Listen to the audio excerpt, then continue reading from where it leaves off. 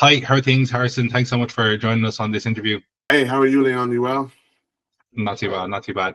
So, look, you are someone who is a multidisciplinary individual. You are now covering a range of different interests across like fitness, music, Black consciousness, social discourse, civic engagement, and you've just recently released your new song. Here it comes. So, thanks so much for joining us.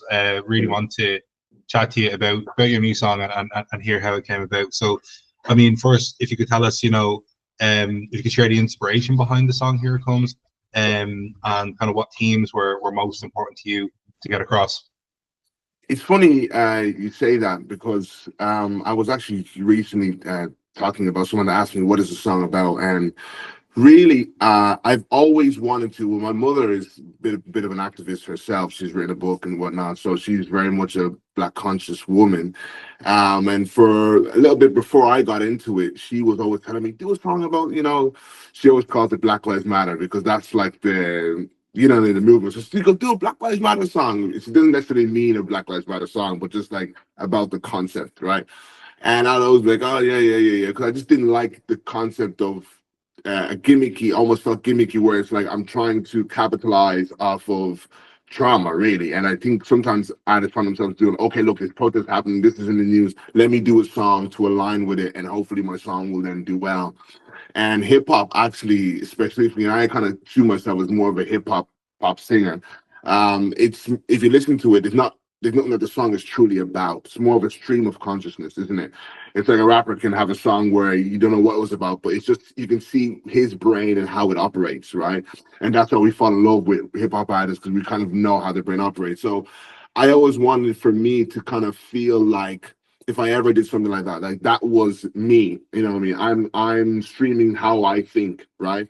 And that's why you're asking me the thought behind this song. I feel like now it's just how I think. I'm always thinking in this way. I'm always thinking a Black consciousness way. So really, the song starts off from verse one about me talking about really my awakening. From not from the first chorus, but the first verse one, and then it's just kind of like me, kind of. It's one of my first songs, singing songs where I depicted my feelings as like my Black consciousness feelings, right? So it was that first time I was putting down pen to paper, although it wasn't at the beginning of it. I'd been like a year, 2 years in of being like a Black conscious person, or if I can say, yeah, conscious person. And so yeah, it was just like me kind of saying what I feel, you know what I mean? So it's not like a specific, it wasn't a specific thing, because I do touch on the Congo there, and the whole exploitation of the minerals. I touch on just even identity and just different things in the song. So it's a stream Yeah, of how I feel. and you really, I think, delve into the themes of resilience and struggle from my point of view as well. So, could you speak a little bit more about that and kind of what your thoughts around kind of resilience and struggle and kind of that fight for a better life? If you could speak to that, that'd be great. Um, so resilience and struggle for me, it's about, and I'm sure you understand this, Leon. When you're trying to live a life where your life is dedicated to the betterment of just the world, right? You wanna lift the state of consciousness of the world. You want people to be active, proactive in their fight to for equality. You kind of get yourself in a place where it's just disheartening to see sometimes people just want to focus on the trivial things of life, isn't it?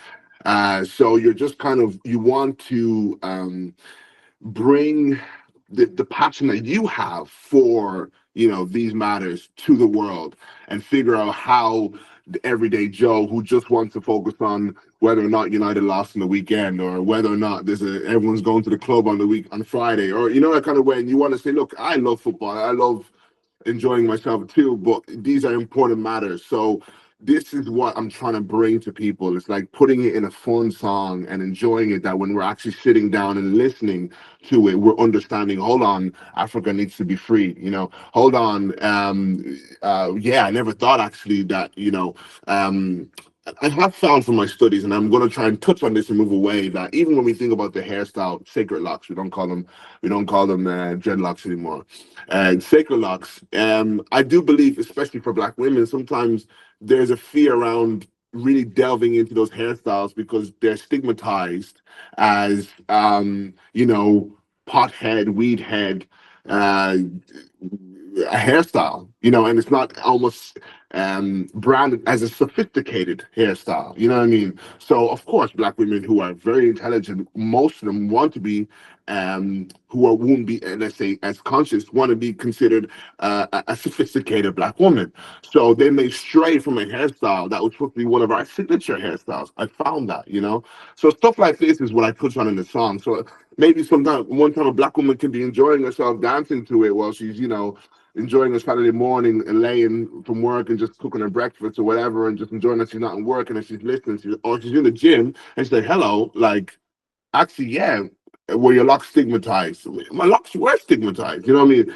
And now we're thinking about the deeper things of life, you know what I mean? And that's what I want to strive, just the state of consciousness, that's what I mean. That's what I believe Yeah. struggle is. Struggle is when we think about it and we're proactively thinking about it. That's what it was for me. We become proactive in our day-to-day life, so every day when we look ourselves in the mirror and we ask ourselves, am I being true to myself as an African? You know what I mean? And that's what the journey began for me, you know what I mean? And with that, I then inevitably came proactive in the places that I could, whether that be online or anything like that. So yeah.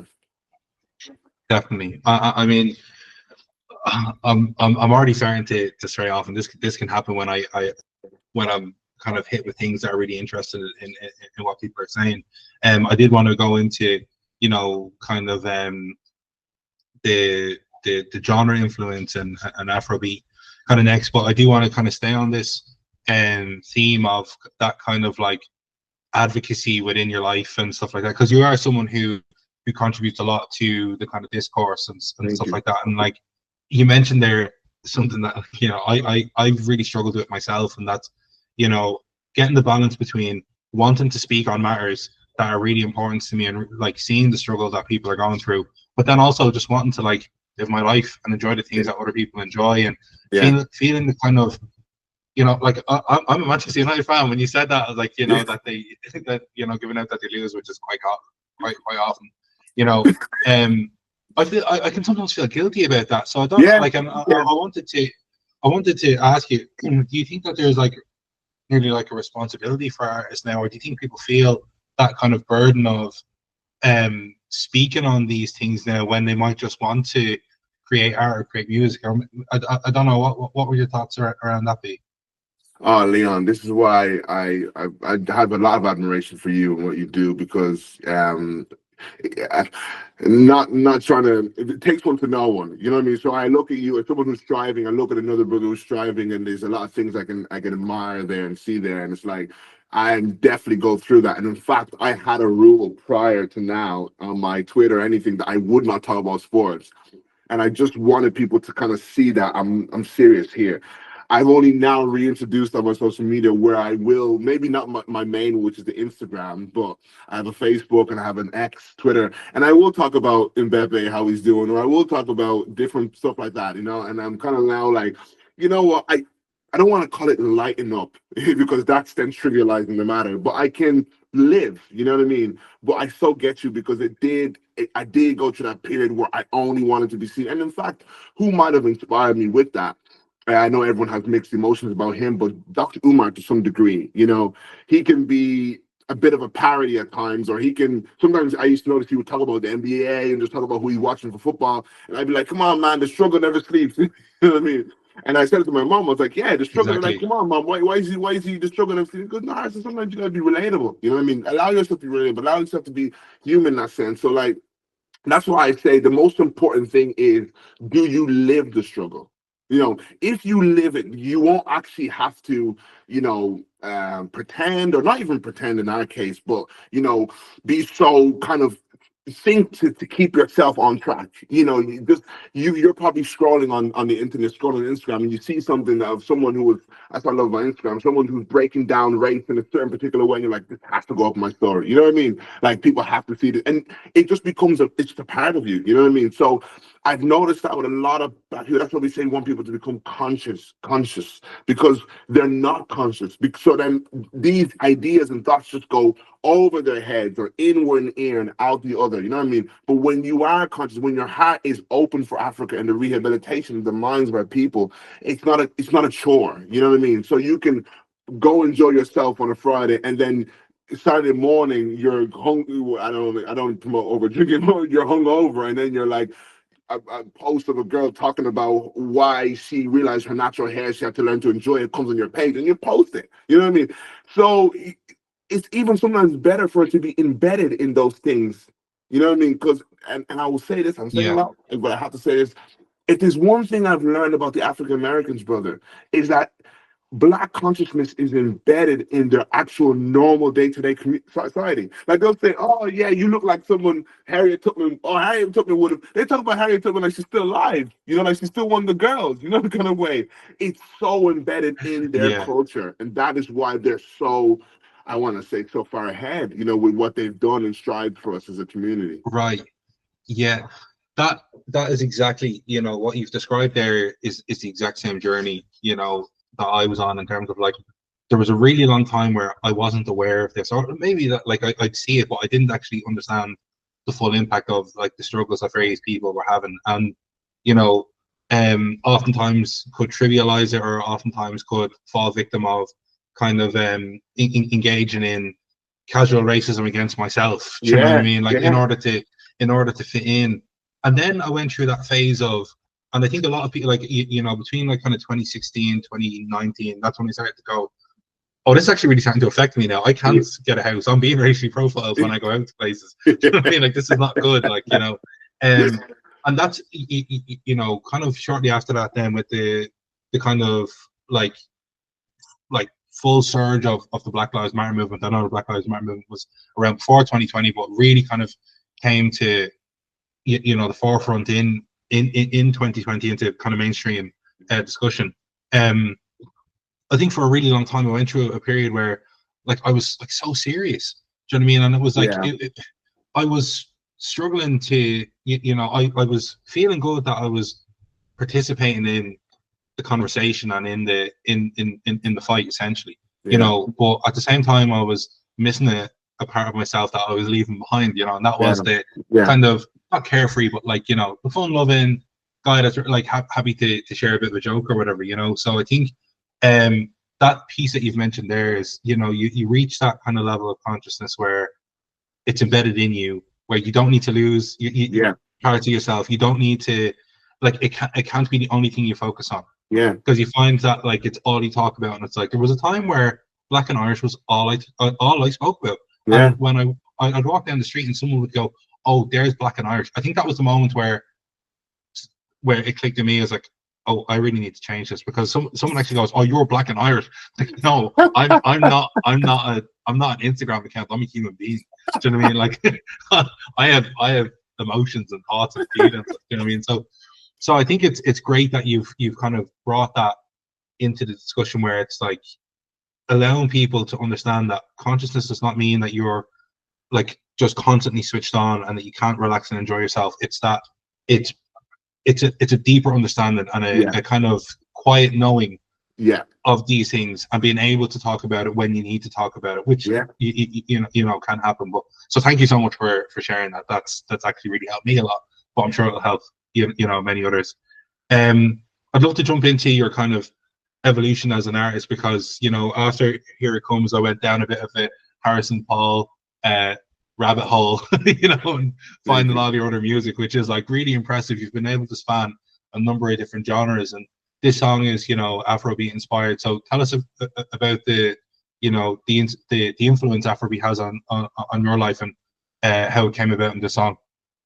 I'm gonna be honest. I really love, and I'm gonna purposefully say something quite controversial in this sense. And like, I obviously I love Africa's music going worldwide, and I love Africa going to the forefront. I love everything about Africa going big. And but I've always had this nagging thing that I felt like, and I think Burna Boy said, and he got a little bit of stick. And obviously, maybe I haven't been maybe exposed to enough of it.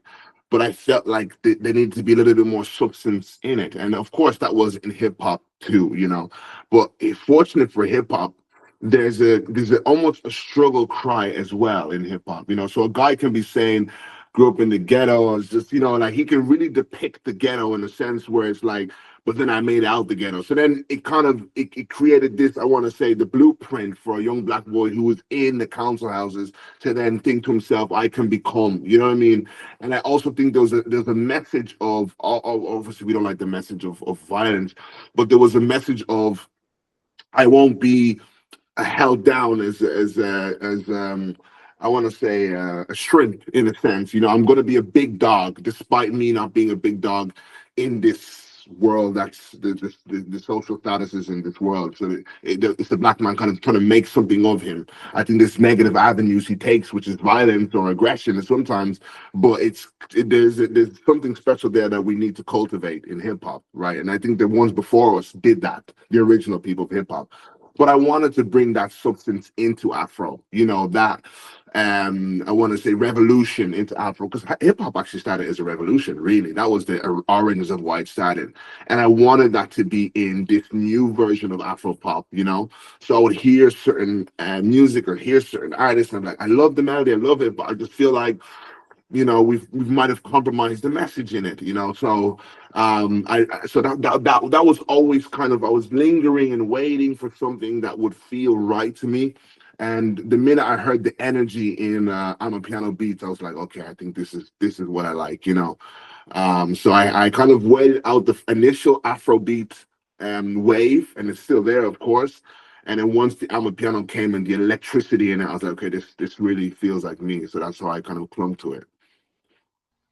Yeah, I'm going to go a bit off script again, because you're saying stuff that's really kind of resonating with me. And it's about, I've really enjoyed hip hop and Afro beats, and I think Vibes Cartel says it best when he says there's one black music, and there's different versions or variants of it, but it is one when you go back to its roots.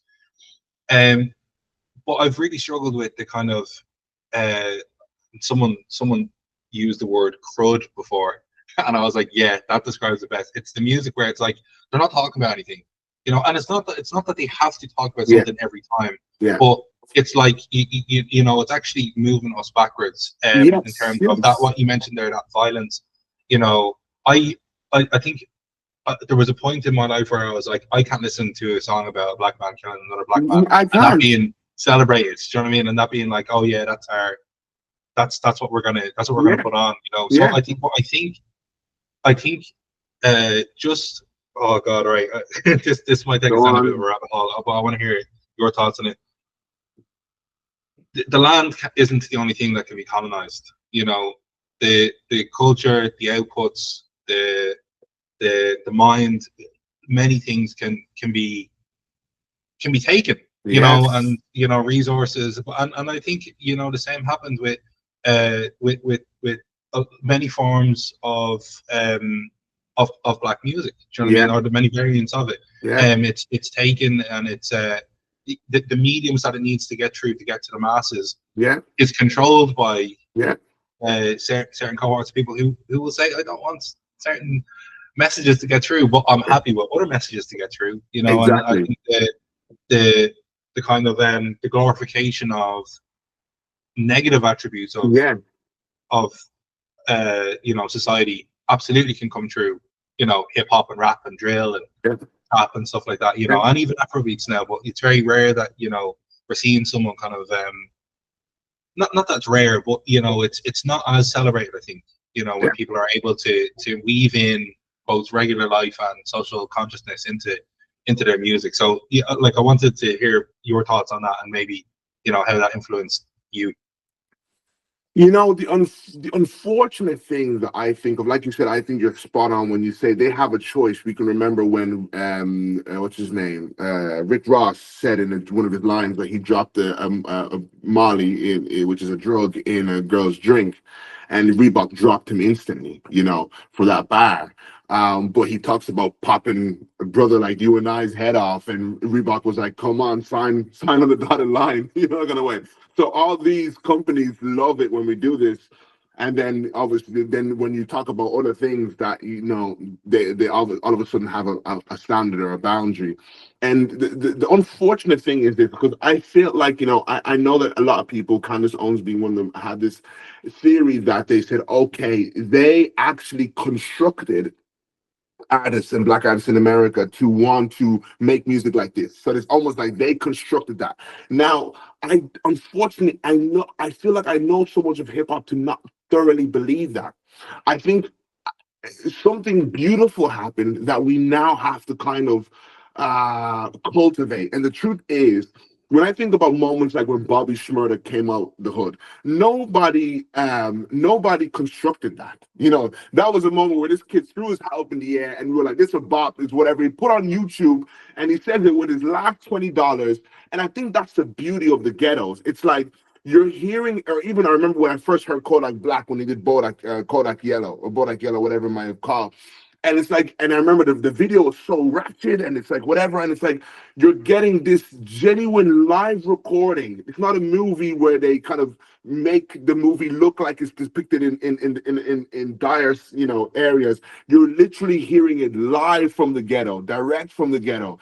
And you can hear a substance of, I want to say, like a diamond that's made in the rough. You know what I mean? And you're hearing pain, struggle, and the world connect to this moment because it's like you're actually hearing what happens. Look at everything beautiful. Diamonds, they're made from pressure. When or want to make an iron or I'm getting a ring made for my missus. So I was seeing the process of it, and they were burning it, and it looked like something destructive was happening. But then, boom! All of a sudden, he polished it, and the ring was ready. You know, and it's like this is kind of like what happened in the ghetto. So much crashing and smashing, and iron being smacked, and then boom! Here comes a little ghetto kid from the ghetto with his tattoos on his face, and he makes this thing. And what I love the most about it, Leon, is sometimes the kid can barely speak English. He comes to do his first interviews. Yeah, what's up? I Ken. You know, me and my homies in the ghetto. We from playing. I'm like, the boy can't even speak, articulate himself, but he articulates a message of pain straight Yeah, from the. I'm sorry. I won't give credit to that to Universal Music Group. I won't give that yeah, credit to the big labels. This is 100%. if they could have stopped this, they would have. This is Yeah, the kid who grew up watching his mom sell crack to his uncle, who grew up watching his mom and his uncle in you know, together smoking crack, and from there, our pain is being broadcasted, you know. But now that we're pop has officially become pop, rap has officially become pop music. I think we now have to take the responsibility to say, "Oh my God, I didn't know it was going to go this far, guys." You know what I mean? As a community, and say, "Okay, guys, yeah, let's switch game plan." You know what I mean? You know, let's just switch game plan now. And I think that's what should start to happen. Because even for me, it's starting to feel slightly a little bit played out now. You know what I mean? You know, but at first, I remember when Bobby Shmurda, Kodak Black, those kids were coming through, and a few of them, I felt like we can't fault that, you know. But yeah, yeah. No, definitely, definitely. And there's so much there that I resonate with, and I do think that these things are evolving and changing over time, and more people are starting to see, you know, what you're saying. So I think, you know, evolution it's unstoppable, really. You know, yeah. so I want to hear about maybe a little bit about your evolution. You know, as an artist. So, I mean, your first track, "Time to Breathe," which is a banger, by the way. I was listening to that as Thank well. you so much. You know, how do you think you evolved as an artist from, you know, "Time to Breathe" coming out in 2016 right through the likes of Pressure, Novella, and then like Wonders last year, to now, with Here It Comes? How's that evolution happened for you? Wonderful. And I actually noticed that I don't think you're quite familiar as well. And I had a viral moment in Ireland back in 2012. I sang a song with a young lad, Irish lad. It was We Found Love. It was a cover of We Found Love, and we were on the Right. late Okay. night show. We were on the Late Late Show, and we were in a band called Fresh Ray. No I'll send way. it to you. I'll send that stuff on to you. But that was kind of I'm getting early all stuff. the, I'm getting the diamonds now. I'm getting all the true Yeah, gems. and yeah, we had like a big. I was kind of like a bit of an Irish treasure a little bit. That's what I felt that we were at that time, Right. back in Yeah. Yeah. 2012, 2014, whatever. And so that was quite interesting for me because that was like I was a rapper in like a think of One Direction with a rapper. That's what we were trying to recreate in Ireland, right? It was a Okay. strange Wow. thing, but it really did. I had to find my feet, especially Yeah. being black culture in Ireland and how that would, what type of shows you get. You might get thrown into a wedding, you might get thrown into RTE, and just going into the types of place like RTE. And I want to say this, like RTE wasn't what it was now. It's moved on a lot. At that time, it was Yeah. still RTE. You know what I mean? It wasn't this new. I Yeah. remember going Yeah. in and Yeah. feeling so like, oh my god, I'm gonna make, what's his name, Dan Byrne, or what's that guy who passed on? He was a presenter, something Byrne, Gay Byrne. I have to make Okay, Burn. Yeah. Gay Byrne Jesus. rap my Yeah. rap. It was that type of thing. It was when Wow. so, but then Time to Breed was my first initial solo record, and that Right. was Okay. like that was again continuing my desire for pop. But what Fresh Ray did for me, and when you see the content, you understand is that because we had a viral video and then we were thrown into this pop band. Before that, I was cussing a little bit in my raps, and I Okay. was, Right. and I wasn't there yet, but I might have had a little bit of like, antagonistic. I'm a pop you and stuff like that on my stuff as a 14 Okay. year old. So when I was now in this pop rap band that was very much Irish mainstream music, I had to kind of switch or pivot in that sense of what I was talking about and the substance of what I made. But that actually made me realize that I really wanted to make pop music. I wanted to make music that a family can listen to unified and not have to switch it off and say, geez, why is he saying that, or why is it whatever. And that's what I realized, no, I do want to make household music. So then that's when I went, even though I went solo, I continued on with Time to Breed, and I continued on Mm, even when I was doing the stuff you say, novella and rain phase and the more underground hip mm, hop stuff. I was still trying to continue, and I am continuing a clean cut hip hop music, which yeah. really was pertaining to my roots, and since I come from a Christian home, so it was easy for me to, it's God's kind of path to tell me, you can make hip hop corny and people will enjoy it. You know what I mean? And that was always the fear, isn't it? Of like, can I make hip hop? Can I rap clean? And would I be seen as a square? You know what I mean? So that's my mission. And Right. yeah, so I'm also doing my passion for pure pop where it's singing vocals, and then also I'm never putting down the hip hop sense where I'll be coming with mixtapes and coming with and just trying to really see, can I feed the people, feed the young people a mixtape where you're like, when someone makes you eat something and it's like, did you know that was vegan? You ate something like a chocolate or whatever. It's vegan. Oh really? It's vegan. Oh, So dang. Yeah. Yeah. Yeah. I want to give people something that was clean, and it was like, wait, that he didn't talk about lean, he didn't cuss, he didn't whatever, So Yeah. that's Yeah. kind of what I want to, yeah. I think it goes back to something that this person that I listen to called Simon Sinek. Um, what he talks about is a thing called start with why, and the reason why you do it is actually what people resonates with the most, and that's why you're able to do things, I think, very differently to how it's usually seen. You're someone who usually dresses very very smartly, whenever you're doing your show, you're in a suit, it's a very very clean image, Mm, and that is not what usually people would portray mm, in their minds when they're thinking about this type of music. But what I think works is that it's authentic. Do you know what I mean? It's coming mm, from a place of realness, and that's why it's nearly undeniable. Do you know what I mean? And mm, what you when you're talking about Kodak Black and No Flocking, it's that, although it's like, yeah, it's coming from that place of where Kodak Black was coming from, of mm, the ghetto, not a very positive environment. it's Mm. it's coming from a place that's real, and Hmm. there's nothing, you know, and that's, you can really tell with artists You can. today. You can tell with, really, you can tell with anything. Do you know what Yeah. I mean? You can tell with businesses, you can tell Yeah. with you know, like you can tell with social movements, you can tell with when something is not when something it's a gut feeling. You Yeah. can't exactly put your finger on it, you know. Yeah. Well, yeah. Anyways, I think that's just something that a bit of a comment that I wanted to make. And you know, we've gone through your evolution now. I'd love to hear, you know, a little bit more about, you know, looking forward. What are you going to be working on?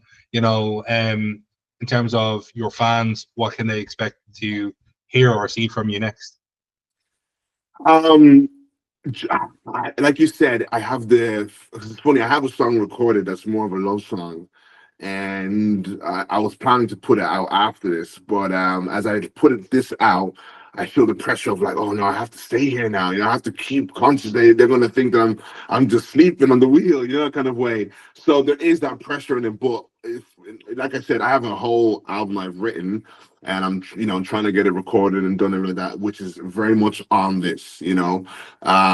So yeah, like you said, it's just going to be definitely more of this. But one of my friends said to me, I asked him to quickly review it for me, and he goes, "It sounds like you've started a new chapter." And I was like, "Yeah, that's definitely how it feels. You know, this is the new chapter now." And even the rollout for this song, thank you so much for having me today. Honestly, like this type of rollout with meaning behind it, with, you know, and where we can sit and dissect something that's bigger than ourselves.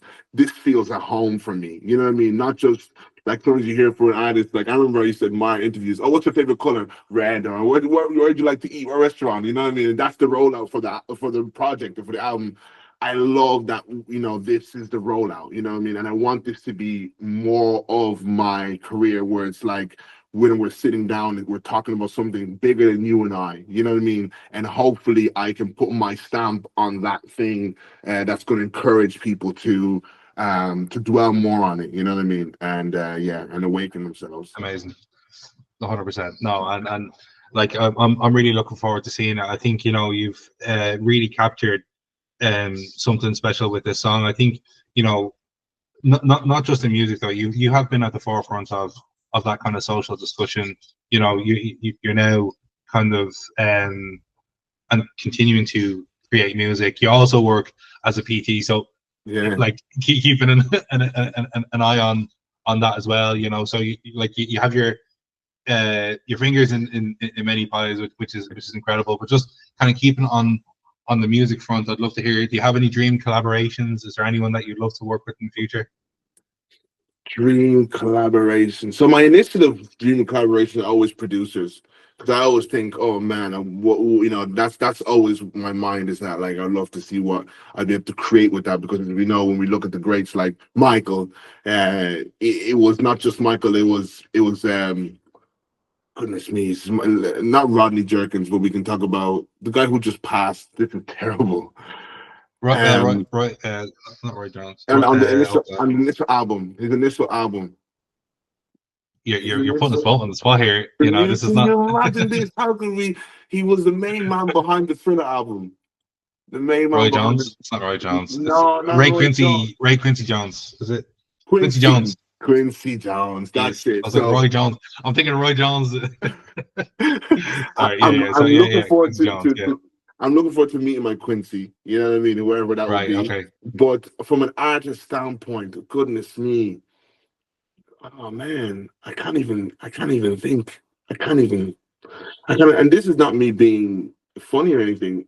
I would a couple of years ago, I'd have a list of names for you. I just feel like I'm still trying to see who I would. I have some specific message that I want to put out. You know, that kind of way. So I haven't actually thought about like, Yeah. oh, my message beforehand. I'll tell you in the drop of a hat, future Hendrix. You know what I mean? Because I wanted I wanted to talk about lean and all the sorts. So like nowadays, my idea of Black consciousness is so specific that I'm like, I can't wait to Yeah. introduce this to the world. And I Yeah. don't really see much people who I 100% align with.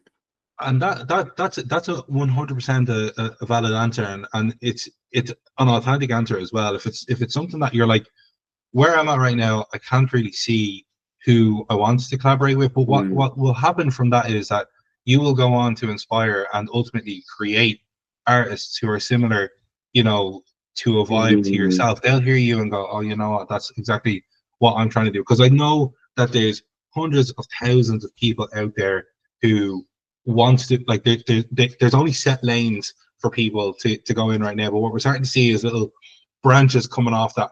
And eventually they'll become their own huge streams. You know, that are separate. Like the mainstream will shift.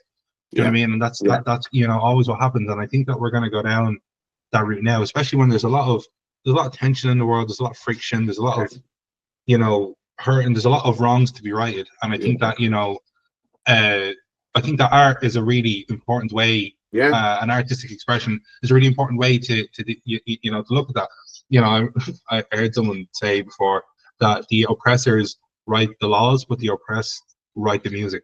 And that for me was like, God damn. I was like, that's exactly what we're seeing. And that's why we see so many people come from areas that you had described throughout the interview, or come from places of hardship or difficulty, create such wonderful, amazing things, you know. So I'm really looking forward to your journey and continuing to create, you know, amazing music that we can all listen to. Thank you. But look, I think with that, I want to say thank you so much for your time this morning. It's been wonderful chatting to you, and I'm really looking forward to, you know, your next few pieces of work. Thank you so much, Leon. And I want to say to you, thank you for everything you do for the community. I have so much utmost respect for anybody who works tirelessly for the community. As you know, people look at you like, would you stop that race stuff? You know what I mean? Like, it's just, and it is hard. You have to have thick skin. You got to wake up every day, and like you said, and for you, anybody who I understand who puts himself through that every day and says, "Hey, I'm going to be that guy. Talk about race again." No one wants to be that guy, and I think people see the success of Black and Irish and they think, oh, it's what he wanted. It works to his advantage. It's like, no, actually. Sometimes you might bump into a friend who you lose friends sometimes, who guy who's like, oh, you know what? I'm not with that stuff. You know, it makes me feel awkward, and you push through every time. So I want to say I have so much respect, and I think people in our community should have mad respect for you as well. I appreciate that. Well, look, thank you so much. This certainly won't be our last conversation. Definitely not. Certainly won't be our last interview. I'm really looking forward to more conversations with you. Thanks so much, Harrison. Thank you, buddy. Take care.